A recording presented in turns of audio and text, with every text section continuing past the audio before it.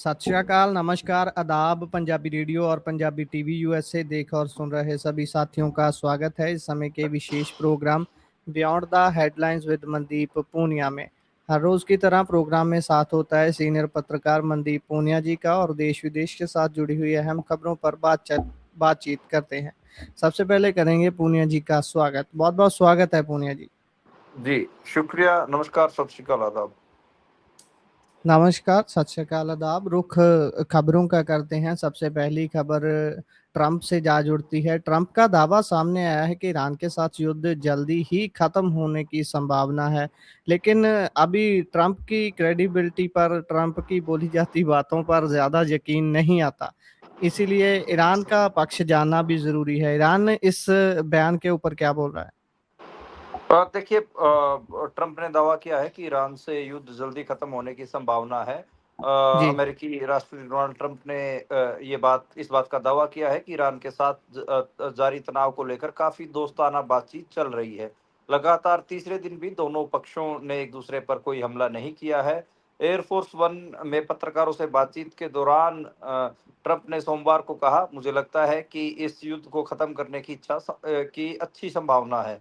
हालांकि जी। उन्होंने चेतावनी भी दी कि अगर यह बातचीत नाकाम रही तो अमेरिका फिर से कार्रवाई शुरू करेगा, जो संघर्ष विराम से पहले कर रहा था। उधर ईरान ने इस बात से इनकार किया है कि अमेरिका के साथ उसकी कोई सीधी बातचीत हो रही है। ट्रंप हालांकि बैकडोर बातचीत को उन्होंने नकारा नहीं है, बैकडोर बातचीत हो रही है। तो खैर, ट्रंप ने कहा है कि उन्होंने शुक्रवार को ईरान पर अमेरिकी हमले इसलिए रोक दिए क्योंकि दोनों देशों के बीच मध्यस्थता कर रहे देशों ने बातचीत का एक और मौका देने का अनुरोध किया था। ईरान ने भी अपने हमले फिलहाल रोक दिए हैं। ये ठहराव लगभग 2 सप्ताह तक रोजाना चले अमेरिकी हमलों और उन पर ईरान की जवाबी कार्रवाई के बाद आया है। अ, इन हमलों ने जून में हुए संघर्ष विराम को लगभग पूरी तरह बेअसर बना दिया था। 2 हफ्ते तक ये हमले चले हैं। उस समय अमेरिकी सेना ने कहा था कि उसके हमलों का मकसद हॉर्मुज स्ट्रेट से गुजरने वाले कमर्शियल जहाजों के लिए खतरा पैदा करने की ईरान की क्षमता को कमजोर करना था। खैर, देखिए, घर्षण तो दोनों तरफ से रहा ही, और सही कह रहे हैं कि ये जो ठहराव है, ये तो इस बात पे आपने सही कहा कि निर्भर करेगा कि ईरान अभी क्या क्या बोल रहा है। ईरान, देखिए, जो कतर हो या फिर पाकिस्तान हो या फिर रशिया हो, ये कई ऐसे मुल्क हैं जो बैकडोर, इवन ब्रिटेन भी, जो बैकडोर बहुत कोशिशें कर रहे थे कि इस युद्ध को कहीं ना कहीं दोबारा समाप्त किया जाए। इसलिए एक जी। एक बातचीत का एक और मौका मांगा गया है। तो अगर ये बातचीत का एक और मौका मांगा गया, इसमें उम्मीद है कि चीजें ठीक हो जाएं। तो खैर, देखते हैं कि स्थिति क्या रहती है, लेकिन हाँ, अभी के लिए मामला तो यही है कि एक और मौका मांग के नाम पर चीजें हो रही हैं। हालांकि देखिए, अभी इंटरनेशनल लेवल पर बहुत सारी अपडेट्स हैं। आपको पता है कि जो ट्रंप से मुलाकात करने के लिए जेलेंस्की और नेतन्याहू भी पहुंचे हुए हैं। जी। तो ये भी है। और अमेरिकी राष्ट्रपति डोनाल्ड ट्रंप व्हाइट हाउस में आज यूक्रेनी राष्ट्रपति जेलेंस्की और इजराइल के प्रधानमंत्री बेंजामिन नेतन्याहू से मुलाकात करेंगे। तो जेलेंस्की और ट्रंप की जो आपको पता है, ये फेमस जो हुई थी वीडियो भी, उसके बाद लग रहा था कि चीजें आगे नहीं बढ़ेंगी, लेकिन खैर अब दोनों मुल्क देखते हैं कि किस स्थिति में रहते हैं। ये माना जा रहा है कि जो रूस से लड़ने के लिए यूक्रेनी प्रेसिडेंट मिसाइल मांगने के लिए आए हुए हैं, मिसाइलें मांगेंगे। तो ये तो पता चलेगा कि क्या रहेगा। यूरोप और पश्चिम एशिया में जो मौजूदा हालात है, उनके ऊपर अहम फैसले हो सकते हैं, क्योंकि एक तरफ तो वेस्ट एशिया का सीधा नेतन्याहू से लेना देना है, और जेलेंस्की का यूरोप का जो आखिरी हिस्सा, उससे लेना देना है। तो खैर, अलग अलग इंटरनेशनल मीडिया से, बीबीसी की रिपोर्ट हो या रॉयटर्स की हो, वो ये बात कह रहे हैं कि जेलेंस्की ट्रंप से ऐसे समय मुलाकात कर रहे हैं जब रूस यूक्रेन पर लगातार मिसाइल और ड्रोन हमले कर रहा है। इस बैठक में वे अमेरिका से पैट्रियट एयर डिफेंस मिसाइलें और उनके उत्पादन में सहयोग मांगेंगे। जेलेंस्की का कहना है कि यूक्रेन की हवाई सुरक्षा मजबूत करने के लिए इन मिसाइलों की तुरंत जरूरत है। तो खैर, ये तो जैसा मैंने कहा कि यूक्रेन के मामले में तो यही हर जगह इंटरनेशनल मीडिया में हर जगह यही बोला जा रहा है। नेतन्याहू के मामले में यही है कि ट्रंप की बैठक में ईरान जंग पर चर्चा होगी। और द टाइम्स ऑफ इजराइल जो अखबार है, उसके मुताबिक इजरायली प्रधानमंत्री कार्यालय पीएमओ के एक अधिकारी ने कहा कि दोनों नेता इस बात पर चर्चा करेंगे कि युद्ध को कैसे खत्म किया जाए और इस इलाके में स्थायी शांति कैसी लाई जाए। तो खैर, वही जो बताया कि इसराइल साउथ लेबनान को लेकर बहुत ईज़ी नहीं है, सीरिया को लेकर और भी सूडान, बहुत सारे ऐसे इलाके हैं जहाँ पर इज़राइल काफ़ी मतलब असुरक्षित अपने आप को महसूस करता है और इसी असुरक्षा में वो बहुत सारे वहाँ पर लोगों के जीवन में को खतरे में भी डालता है। जी, बिल्कुल। इससे आगे अगर बढ़ें तो अभी भी कांग्रेस के लोग संतुष्ट नहीं लग रहे जो नए शिक्षा मंत्री बनाए गए हैं उनसे। कांग्रेस सांसद राहुल गांधी ने नए केंद्रीय शिक्षा मंत्री को लेकर केंद्र सरकार और प्रधानमंत्री नरेंद्र मोदी पर तीखे हमले बोले हैं। देखिए कांग्रेस सांसद Rahul Gandhi leader of opposition भी हैं। उन्होंने केंद्रीय शिक्षा मंत्री को लेकर केंद्र सरकार और नरेंद्र मोदी के ऊपर हमला किया है बिल्कुल। और उन्होंने आरोप लगाया कि भारतीय जनता पार्टी ने ऐसे व्यक्ति को देश का शिक्षा मंत्री बनाया है जो रेपिस्टों का बचाव करते रहे हैं। ठीक है। राहुल गांधी ने सदन के बाहर मीडिया से बात कही है कि जो लोकसभा के बाहर ये बात कही है कि भारत के शिक्षा मंत्री के पद पर ऐसे व्यक्ति को बैठाया गया है जो रेपिस्टों का बचाव करते हैं। इससे ज्यादा घिनौना कुछ नहीं हो सकता। कोई भी व्यक्ति जो रेपिस्टों को संरक्षण देने की बात करता है उससे ज्यादा घिनौना आदमी हो ही नहीं सकता। उन्होंने आगे कहा पीएम के मंत्रिमंडल में कई लोग हैं लेकिन उन्होंने ऐसे व्यक्ति को चुना जो रेपिस्टों का बचाव करता है। ये हैरान करने वाला है। इससे मैं हैरान हूँ। आपको पता हो कि जो कांग्रेस की जो सांसद हैं और राहुल गांधी की जो बहन है प्रियंका गांधी, उन्होंने भी सदन में शिक्षा मंत्री प्रहलाद जोशी पर टिप्पणी की थी जिसके बाद बीजेपी सांसदों ने उनसे माफी मांगने की मांग की थी। जो संसदीय कार्य मंत्री हैं किरण रिजिजू, वो भी प्रियंका की टिप्पणी को कार्रवाई से हटाने की मांग कर रहे थे और उन्होंने भी कहा कि प्रियंका को माफी मांगने की बात कही थी। देखिए ये जो चर्चा चल रही थी, ये चल रही थी जो पब्लिक एग्जामिनेशन संशोधन विधेयक के ऊपर। उसमें जो 2026 का जो बिल लेके आ रही है ताकि जो एग्जामिनेशन है बच्चों के वो फेयर हो सके। तो उसमें प्रियंका गांधी ने कहा था कि क्या जरूरत थी छात्रों के ऊपर आंसू गैस के गोले छोड़ने की, उन पर लाठियां बरसाने की, क्या जरूरत थी नौजवान लड़कियों को जलील करते हुए उनके कपड़े फाड़ने की, उनको बेरहमी से पिटवाने की, क्या जरूरत थी देश के युवाओं पर पैलेट गन AK-47 चलवाने की, क्या वे आतंकवादी हैं। तो खैर प्रियंका गांधी ने और भी सवाल पूछे कि पैलेट गन चलाने का ऑर्डर किसने दिया, प्रधानमंत्री ने दिया या गृह मंत्री ने दिया। आज इस सवाल सिर्फ कांग्रेस पार्टी का नहीं पूरे देश पूछ रहा है। उसका जवाब देने की जिम्मेदारी सरकार की है। तो जो ये बिल है इसकी चर्चा पे नो डाउट जो कुछ हुआ उसको लेकर काफी घेरा गया और सरकार को काफी मतलब आप कह सकते हैं कि काफी घेरा प्रियंका गांधी ने। और कहा कि भई ये लाठी चार्ज हुआ है, पैलेट गन, और बिहार में तो जैसे मैंने बताया ना 3 राउंड AK-47 का भी फायरिंग हुई। तो उसके ऊपर प्रियंका गांधी ने भी घेरा। जी। और इससे अगर आगे बढ़ें तो बीजेपी वाले प्रधान का स्वागत ऐसे कर रहे हैं जैसे पाकिस्तान से जंग लड़कर लौटे हों, ये किसका कहना है? देखिए, ये जनरली 2 दिन में ये महसूस हो रहा है लोगों को कि ये हो क्या रहा है। कल लोकसभा जब वो पहुँचे, तो आपने देखा कि कैसे उनको फूल मालाएँ पहनाई गई, मुकुट तक पहना दिया गया। ज जैसे कल भी मैंने टिप्पणी की थी, जैसे माइकल फेल्प्स स्विमिंग में 7-8 मेडल, ओलंपिक मेडल जीत के लौटे हों और अमेरिका में उनका स्वागत चल रहा हो, ऐसा स्वागत अ जो उनका किया गया धर्मेंद्र प्रधान का। खैर, आज भी आपने देखा कि बीजेपी के बड़े-बड़े लोग, बड़े-बड़े नेता उनको लगातार उनके लिए पोस्ट डाल रहे हैं, उनका स्वागत कर रहे हैं, गले उनसे मिलने पहुँच रहे हैं। तो ये दिखाता है कि ये चकमाजरा क्या है। भाई वो कोई ऐसे अच्छा काम तो उसने किया नहीं है। उसके कार्यकाल में 57 बार पेपर लीक हुए हैं। बहुत बड़ा मामला है भाई, मोदी सरकार में 57 पेपर लीक हुए हों और खैर कोई अच्छा काम तो किया नहीं पर फिर भी मामला।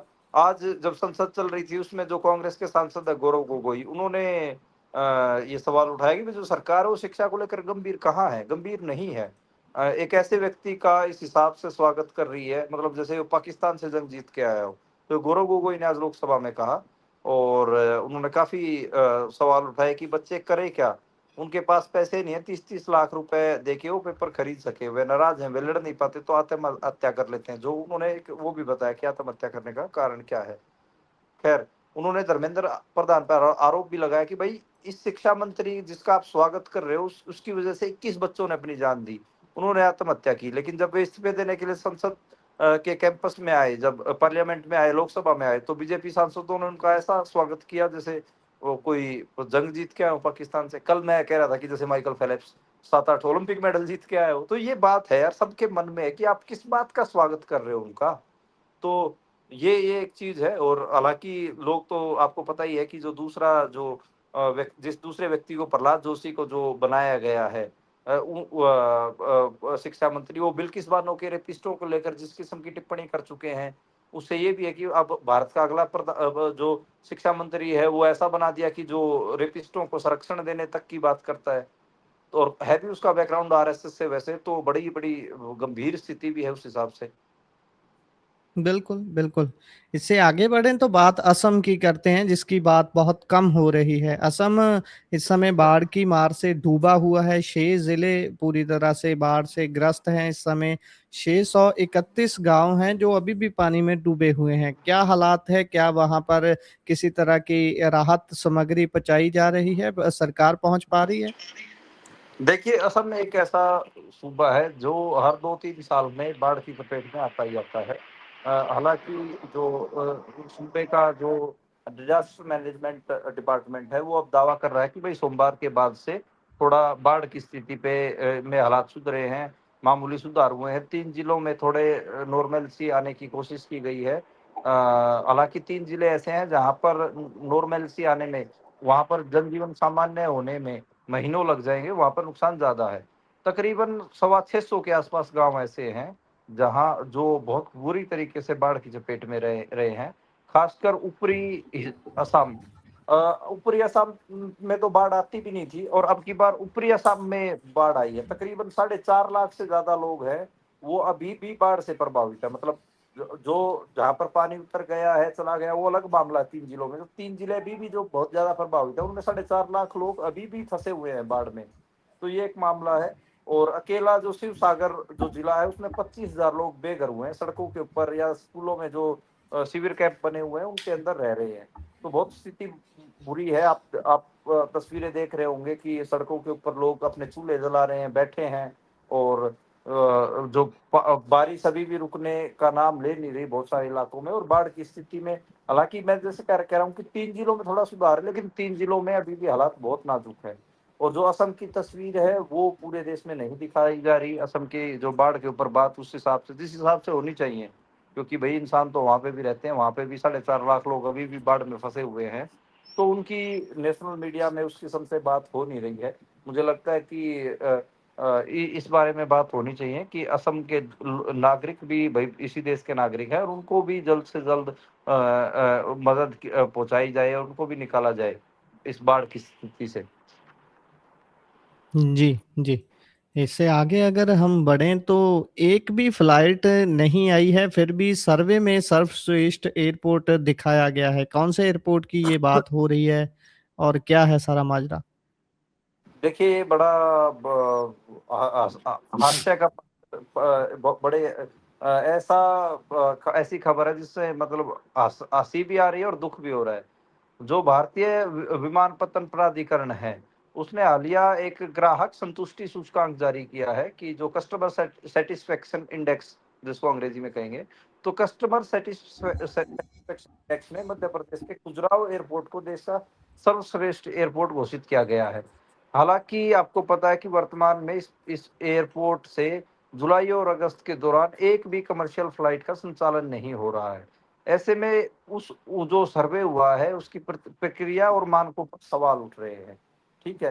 कि भाई कैसे, जिसपे भाई कोई फ्लाइट है ही नहीं, कमर्शियल फ्लाइट, प्राइवेट फ्लाइट बेशक से उड़ रही हो। कमर्शियल फ्लाइट का मतलब होता है कि जो पैसेंजर फ्लाइट्स होती हैं, ये जिनमें आम नागरिक सफर करते हैं। प्राइवेट वाला तो वही होता है कि कोई स्पेशल अपना प्राइवेट प्लेन उतार रहा है, फिर नेता वगैरह जो करते हैं। तो फिर भाई किस किस्म का मामला है? तो इस सर्वेक्षण पे ये कहा जा रहा है कि ये एआई से इस सर्वेक्षण को बना दिया गया है। और इस जी। एविएशन सेक्टर में भाई आप, मतलब इतना सेंसिटिव मामला है, आप एआई से सर्वेक्षण बना के पेश कर दे रहे हो। तो जो एयरपोर्ट अथॉरिटी ऑफ इंडिया है, उसको भी एविएशन सेक्टर में इस प्रक्रिया के जो और इसके मानक है, उसको लेकर बहस करनी चाहिए। हालांकि बहस शुरू हो चुकी है। टाइम्स ऑफ इंडिया ने इस खबर को सबसे पहले ब्रेक किया, उसके बाद उन्होंने पूरे देश भर में इसके ऊपर बात हो रही है। जो ये एयरपोर्ट है, ये 1960 के दशक के अंत में बना था, लेकिन इसमें पहली बार जो फ्लाइट सेवा थी 1978 में शुरू हुई थी। लेकिन आपको पता है कि मानसून के ये एयरपोर्ट बहुत पुराना है। मानसून का जब सीजन चालू होता है, बारिश वगैरह चालू होती है, तो ये एयरपोर्ट एकदम वीरान पड़ा रहता है, घास वगैरह जम आ जाती है इसके ऊपर। तो उस टाइम पे जो फ्लाइट्स वगैरह है वो इसमें नहीं उड़ाई जाती है। लेकिन जब फ्लाइट उड़ती भी है तो कोई ऐसा नहीं है कि बहुत ऐसे फ्लाइट उड़ते हों। दिल्ली और वाराणसी के लिए फ्लाइट चलती है इस पे, और कुछ है भी नहीं। मतलब सिर्फ 2 जगहों के लिए फ्लाइट उड़ती हैं। तो ये बड़ा बड़ा मामला है, ये कैसा। और जब भाई मानसून के सीजन में ये एयरपोर्ट मेंटेन भी नहीं रख सकती है वहाँ के जो लोकल अथॉरिटी है, तो सोच के देखो उसको आप कैसे देश का सर्वश्रेष्ठ एयरपोर्ट घोषित कर सकते हो। तो बड़ा बड़ी मजाकिया स्थिति है, हास्य स्थिति है कि इस किस्म की रिपोर्टें जारी कर दी जाती हैं बिना ही ग्राउंड और फील्ड से सही जानकारी उठाए। जी, बिल्कुल। और इससे आगे बढ़ें तो मेटा ने बड़ी गलती कर दी जब पीएम मोदी की वीडियो, अभी नए-नए व्लॉगर बने हैं वो भी वीडियो जारी करते हैं हर रोज़, और पीएम मोदी की एक वीडियो को ब्लॉक कर दिया कुछ समय के लिए, लेकिन बाद में मेटा ने माफ़ी माँगी है।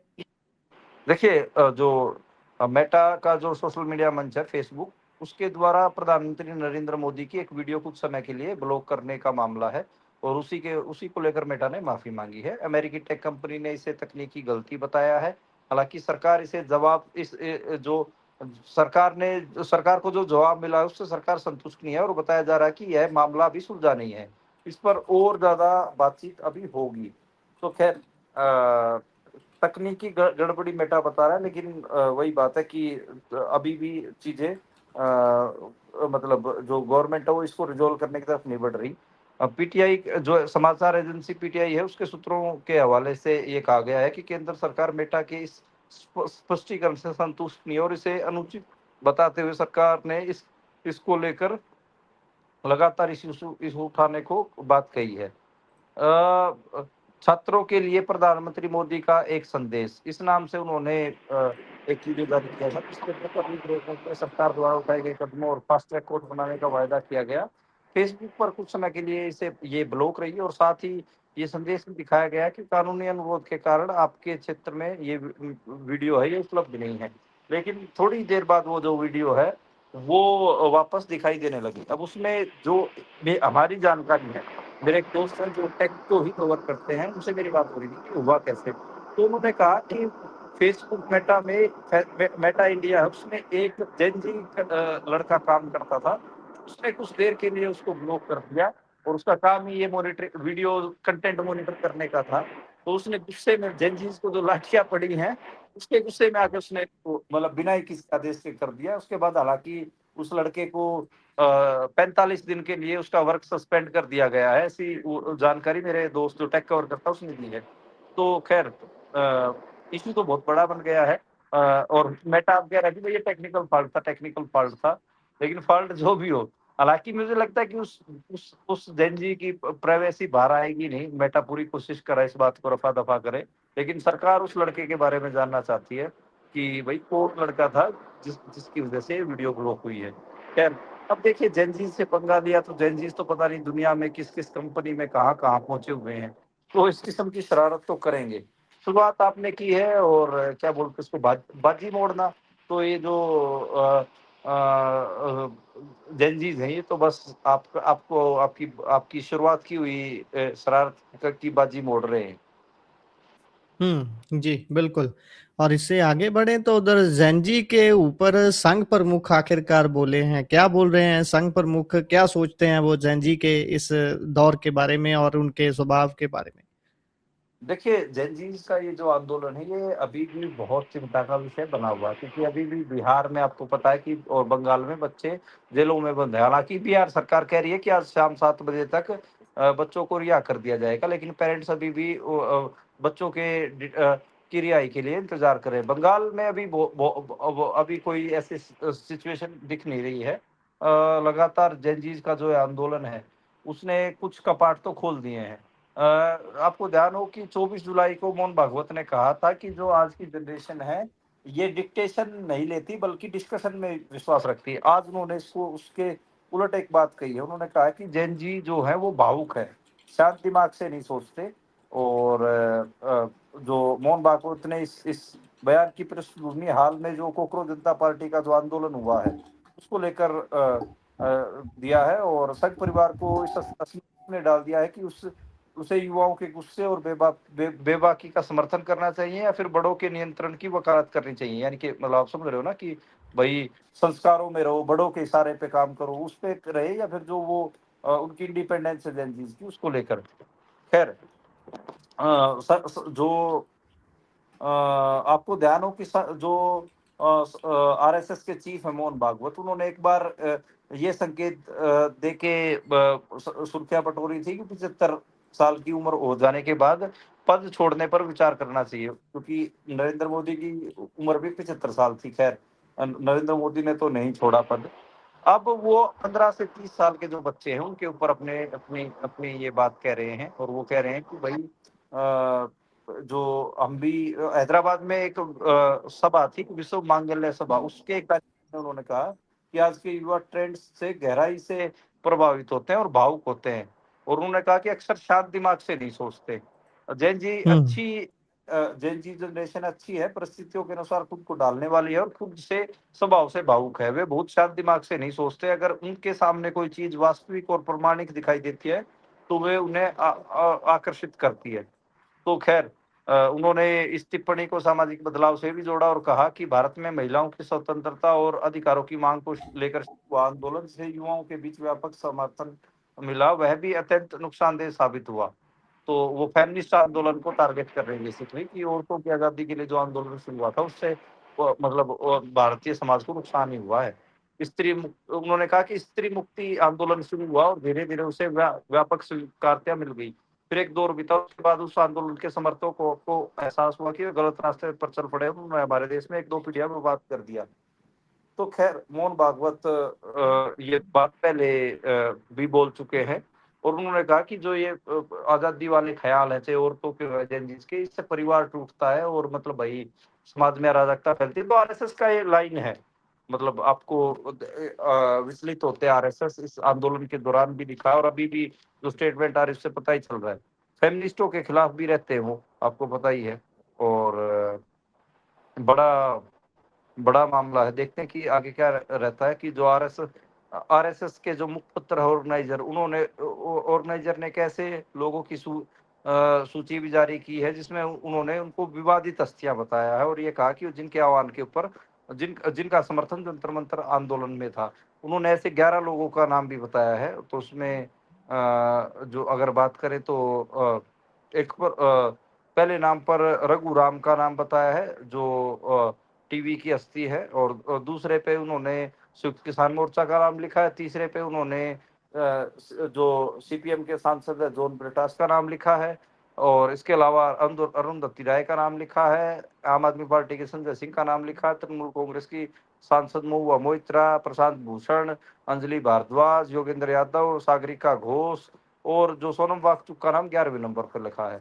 वांगचुक के बारे में उन्होंने आरएसएस ने लिखा है कि उनकी इस विरोध प्रदर्शन में भागीदारी की दक्षिणपंथी टिप्पणीकारों और कई अन्य लोगों ने आलोचना की है। उन्होंने सीजेपी के साथ उनके जुड़ाव को उस प्रक्रिया का हिस्सा बताया जिसे वो लगातार एक राष्ट्र विरोधी पैटर्न करार देते हैं। तो संघ ने इस पूरे पैटर्न को राष्ट्र विरोधी पैटर्न करार दिया है लिखित में अपनी मैगजीन में। और मोहन भागवत इसको इस जेनजीज के इस आंदोलन को, जो फेमिनिस्ट आंदोलन था, औरतों ने जो आंदोलन चलाए, उससे जोड़ के देख रहे हैं। तो ये आरएसएस ने अपनी आज पॉलिटिकल पोजीशन बनाई है जेनजीज को लेकर। जी। और अगली खबर की और बड़ी दुखद खबर है। एक स्कॉलर की मौत हो गई है करंट लगने की वजह से, वो भी पीयू के अंदर।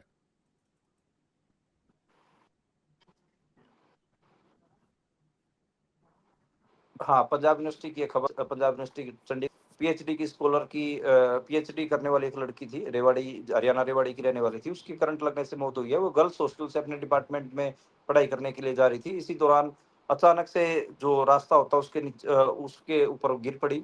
स्टूडेंट्स ने उसको देखा तो उसको उठाने के लिए दौड़े, और जब उसको अस्पताल लेके जाया गया तो वो उसकी मौत हो चुकी थी। जो ये लड़की है, इस लड़की का नाम ज्योति था, 28 साल की थी, और हरियाणा के महेंद्रगढ़ की रहने वाली थी। अगले ही महीने उसकी शादी भी होने वाली थी लड़की की, और गर्ल्स हॉस्टल में रहकर पढ़ाई कर रही थी। और जो शुरुआती जाँच जो है उसमें यही पाया गया कि जो बारिश हो रखी थी, उस बारिश के पानी में करंट फैलने की वजह से उसकी डेथ हुई है।